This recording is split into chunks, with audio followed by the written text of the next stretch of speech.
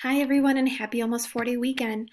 Before you start your 4-day weekend, we have one more thing to do for class, and that is your COVID-19 journal entry number 2, which is listed on our daily calendar for day 3 of this week. If you click on the link here or go back into Google Classroom to click on the link, you will notice that there is a new prompt that is highlighted in yellow.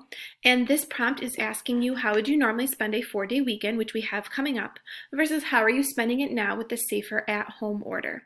One of the things I did put in here is that you can discuss Easter, which is this upcoming weekend, if you normally celebrate in some way, either religiously or commercially.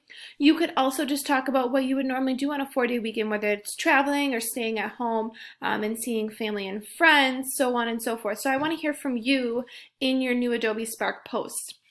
Again, you can always go and click on my example entry if you would like to see what I am putting in, and then just remember as much detail or examples as you can give to give that reader, specifically me, a complete picture of your experience during this coronavirus pandemic, as well as the safer at home order, is going to get you that A in our writing learning target.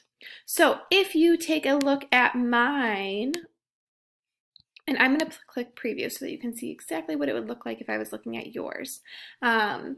My entry is the very last one that I have entered, and so you'll notice the one that I have from before this, which is journal entry number 1.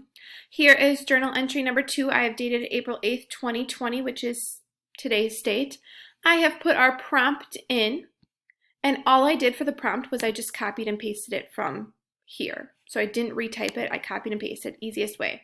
And then I actually divided my sections into 2. So I said how I would have spent it, this is what I've done in the past, and then how I'm actually spending this weekend instead. So in the past I talked about how we normally celebrate my son's birthday, in addition to some of the things that we do during Easter, because my family does celebrate, as well as this is now what we're planning to do. We had to change some things up.